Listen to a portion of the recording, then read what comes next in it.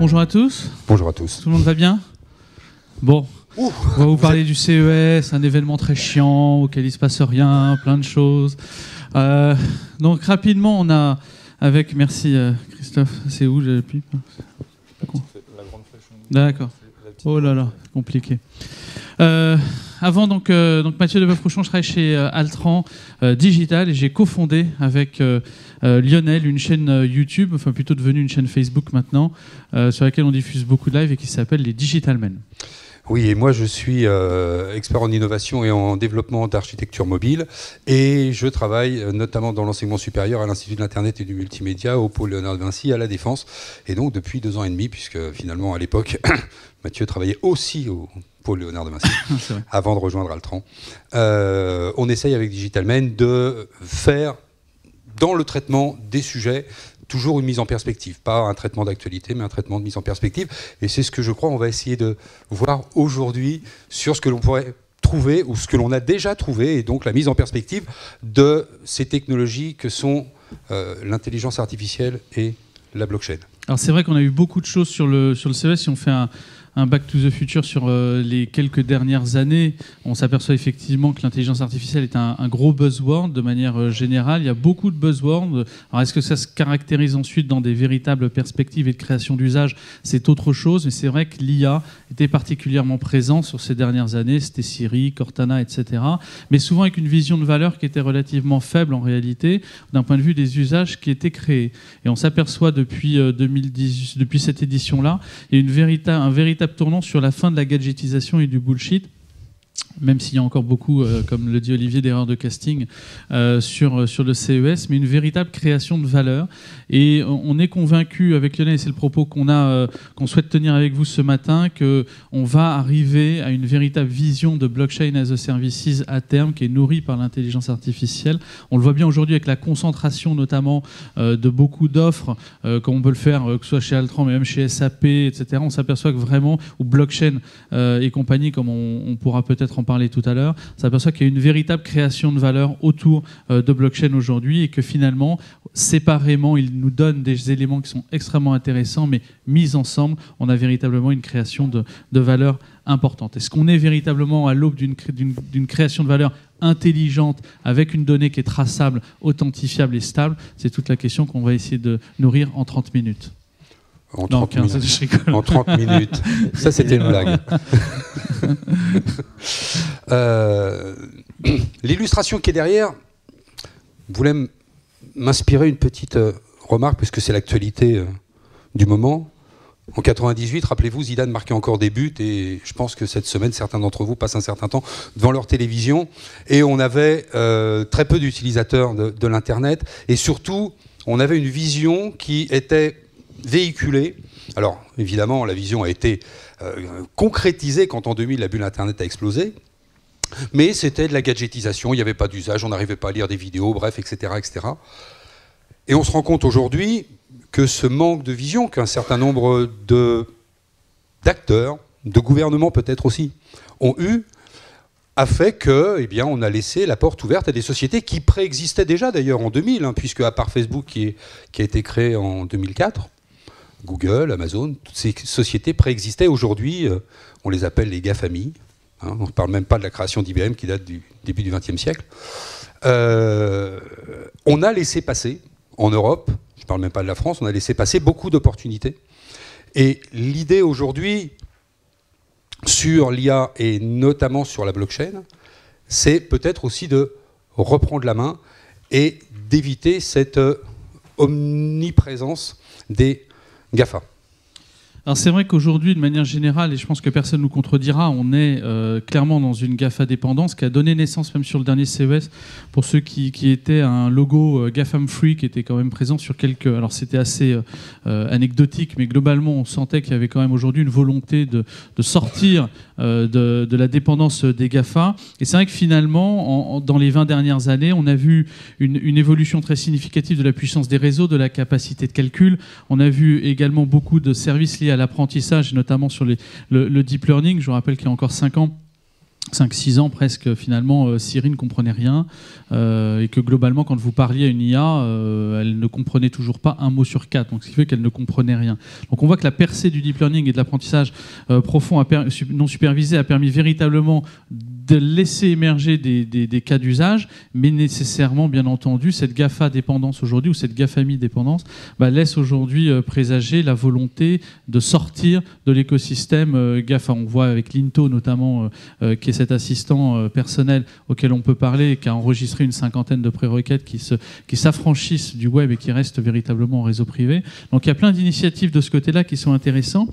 Et néanmoins, ce qu'on constate, c'est que tout ça a laissé s'émerger finalement aujourd'hui, au-delà de la crise de 2008, qui a laissé presque émerger une crypto-monnaie qui est venue se mettre en parallèle du régalien et qui visait justement à s'affranchir des problématiques qui étaient de celles des États ou des banques centralisées, une espèce de bipolarité aujourd'hui des attentes, où finalement, quand on le voit bien dans les attentes, et notamment une étude Holoxa que je vous inviterai à télécharger, parce que je crois qu'elle est disponible, il y a deux besoins fondamentales qui sont exprimées par les clients. C'est d'un côté un adressage qui est beaucoup plus performant et surtout la création d'une véritable expérience utilisateur qui, à l'époque, était, enfin en tout cas il y a quelques mois, était encore souvent dérisoire, enfin quelques mois, quelques années. Et puis surtout, en parallèle de tout cela et de cette expérience, une volonté de certification, de traçabilité, de vérification des données pour avoir des données qui soient claires.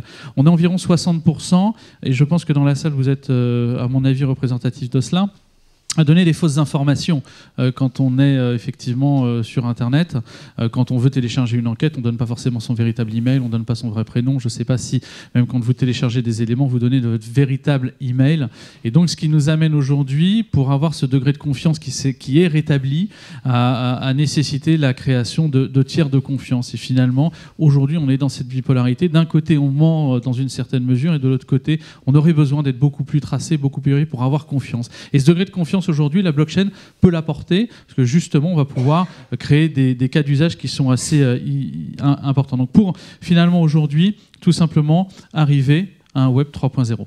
Oui, un Web 3.0 qui serait un web de confiance, un web dans lequel on aurait une décentralisation de l'information, un web qui pourrait sécuriser mais personnaliser également, puisqu'un web qui ne serait pas personnalisé serait un web qui donnerait la part belle à ceux qui ont des tickets d'entrée, enfin ceux qui sont capables de payer des tickets d'entrée importants, notamment pour adresser une population.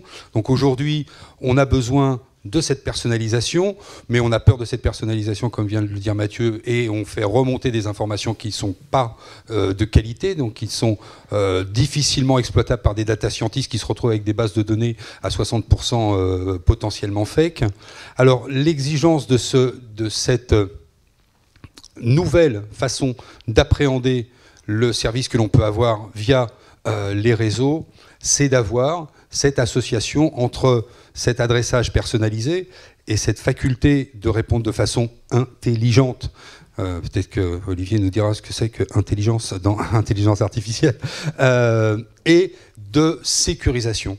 Et là, on a pu, nous, dans nos différents parcours que l'on a fait autour de Vivatech, autour de l'Ethereum conférence qui a eu lieu au CNAM il y a quelques mois, ou évidemment au CES début d'année en janvier, on a eu l'occasion de voir un certain nombre de projets qui sont des projets tout à fait,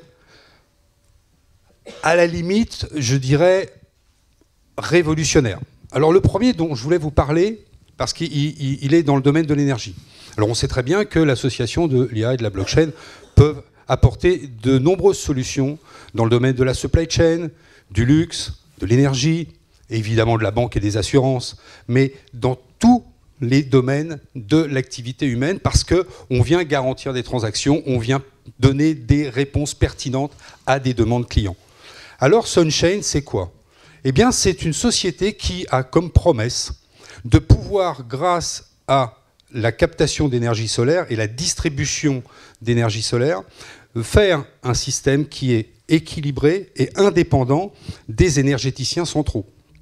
C'est-à-dire qu'un groupe d'immeubles, un quartier, une ville, va produire son énergie et va être capable de se l'auto-distribuer avec une sécurisation qui est liée à un système blockchain.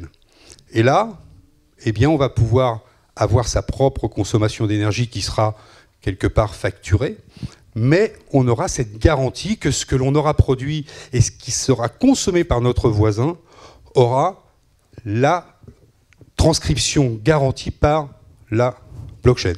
C'est un système qui permet justement... Alors on a une autre entreprise qui s'appelle SolarCity, dans laquelle Elon Musk est actionnaire, qui a aussi une forme de dépendance à des énergéticiens. Et bien là, ce qui est très intéressant, c'est que ces technologies viennent disrupter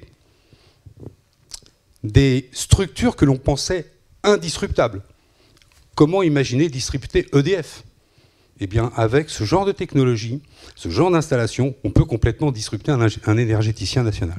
Il y avait d'ailleurs une phrase qui était sortie, c'était justement le fait que un des gouvernements qui était impacté par SolarCity à l'époque voulait taxer le soleil pour tout simplement essayer de court-circuiter ces transactions. Mais là, on est dans le domaine de la santé maintenant. Alors maintenant, on passe dans le domaine de la santé, un domaine qui m'est cher.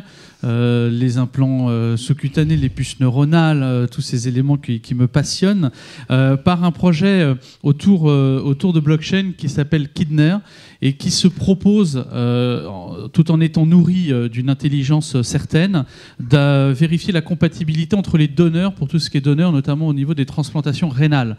Et donc c'est un projet qui nous a été présenté par... Sadidja, je vous invite à retrouver dans une interview qu'on lui a faite sur l'Ethereum Forum sur notre chaîne YouTube et qui aborde ce sujet avec brio et qui se propose de vérifier donc la compatibilité, au-delà du fait qu'il y ait une liste d'attente et que celle-ci soit inviolable par la blockchain, la compatibilité des donneurs. Donc si moi je veux donner par exemple mon rein à Lionel et qu'on est incompatible pour une raison X ou Y, on a certainement des amis proches qui peuvent l'être également et tout cela serait tracé et inviolable en l'état, ce qui est assez intéressant et qui se propose en toute objectivité de remettre sur un niveau commun l'ensemble des donneurs et des receveurs. Donc ça, effectivement, c'est quelque chose qui est intéressant. Il y avait aussi Brain Dynamics Imaging qui était présent, notamment incubé par Sanofi sur Vivatech, qui était très intéressant sur la capacité d'avoir une imagerie aujourd'hui médicale la plus précise possible, avec le fait d'envoyer presque 70% de substances radioactives en moins dans le cerveau. Et tous ces éléments feront une image extrêmement détaillée, sous couvert de tracer l'ensemble des résultats qui sont faits avec ce système d'imagerie. En fait, au niveau mondial, et la traçabilité des données qui va avec et leur véracité, justement, on a un échange entre différents sachants à un moment ou à un autre. C'est-à-dire quelqu'un qui va faire une IRM, par exemple, à 4h du matin en France, va pouvoir avoir l'avis d'un chercheur et d'un sachant qui sera peut-être en Californie à ce même moment et qui pourra lui donner une confirmation diagnostique ou non. Donc on voit bien que là-dessus, il y a beaucoup de choses. Mais l'idée, c'est quand même aujourd'hui d'éviter, dans une certaine mesure aussi, les monopoles. On le voit bien dans la pénétration de Google au travers de la santé, et notamment l'équipe Google Medical Brain, dont vous avez certainement entendu parler récemment, et leur intelligence artificielle qu'ils veulent mettre ou vendre à la disposition des hôpitaux en termes de services, d'une intelligence qui est capable de vous prédire la mort. Donc avec 46 milliards de data qui ont été ingurgités dans cette intelligence artificielle et la capacité de traiter des données sensibles, très clairement sur la santé, et que ces data, bien entendu, soient inviolables, cette IA a été capable de prédire la mort. Je crois que les docteurs qui accueillaient cette patiente sur un cancer du sein lui donnaient une probabilité de survie de presque 80%. La réalité, c'est qu'elle est morte 5 jours après et que globalement, Google l'avait prédit. Donc on voit bien aujourd'hui après cette capacité à tomber sous un monopole d'une GAFA dépendance qui, avec ces milliards de données qu'elle a à disposition, cette capacité capitalistique intéressante, bien entendu, d'agréger tous ces services, d'offrir des choses qui pourraient, à un moment ou à un autre, nous faire perdre un sujet de souveraineté sur lequel on reviendra juste après. Tu voulais nous parler d'un sujet un peu plus léger, qui est celui notamment de la traçabilité en agro. Oui, même si je ne suis pas un spécialiste du vin, puisque finalement, c'est ceux qui le connaissent un petit peu, c'est plutôt Mathieu qui est dans ce domaine. On a eu l'occasion, notamment sur Vivatech, de rencontrer une plateforme qui s'appelle Agri Open Data. L'idée, c'est de garantir la traçabilité des produits. Garantir la traçabilité des produits via blockchain, alors toujours pareil, que ce soit dans la santé, que ce soit ici dans la chaîne d'approvisionnement, que ce soit dans la traçabilité des produits. L'idée, c'est évidemment que ces bases de données blockchain, dont on précisera le fonctionnement tout à l'heure avec Gilbert, soient décentralisées, c'est-à-dire qu'elles ne soient pas entre les mains d'un GAFA, et vous prendrez celui que vous voudrez. Donc là, l'idée, c'est de pouvoir garantir, par exemple, à un commerçant de Corée du Sud que le Bordeaux qu'il vient d'acheter n'est pas juste une étiquette Bordeaux avec une vague bouteille qui ressemble à une bouteille de Bordeaux. Et là, cette traçabilité, elle est très importante. Elle est importante à la fois dans l'industrie agroalimentaire, pour la qualité des produits, pour l'originalité et le contrôle de l'origine des produits, mais elle peut aussi être très importante, par exemple, dans l'industrie du luxe. Et dans l'industrie du luxe aujourd'hui, celui qui va s'offrir ou se voir offrir un produit d'horlogerie, par exemple, de luxe, je vois celle qui est au bras de Mathieu, par exemple, eh bien, le fabricant connaît le propriétaire de la montre à partir de la première étape. Et puis ensuite, il perd toute traçabilité. Et on pourrait imaginer, bien sûr, qu'avec des systèmes de certification et de traçabilité liés à la blockchain, le luxe pourrait profiter de cette connaissance du client. C'est-à-dire, je sais qu'aujourd'hui, alors que cette montre a été vendue il y a à peu près une quinzaine d'années, son propriétaire n'est plus Mathieu, mais Christophe, etc., etc. Et donc, évidemment, on peut imaginer toutes les actions. Sans compter toute la capacité ensuite à faire de la maintenance prédictive sur des objets que peuvent être des voitures, que peuvent être des montres, que peuvent être tous ces éléments-là.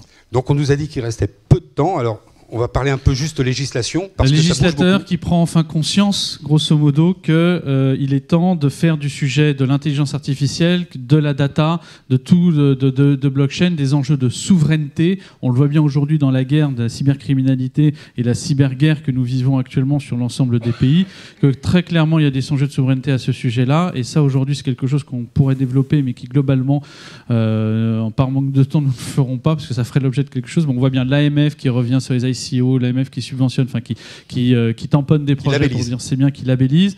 On voit bien naturellement tous ces sujets autour notamment de blockchain avec des pushs sur blockchain partner ou autres. Donc il y a énormément de sujets à ce côté-là. Le régalien a enfin compris qu'il se passait quelque chose depuis quelques années, et là aujourd'hui on est plutôt bien de ce côté-là. Enfin, tu voulais terminer par une citation avant qu'on termine? Bon, une petite citation que vous pouvez lire. On parle beaucoup donc de blockchain évidemment ce matin, on en parlera encore longuement.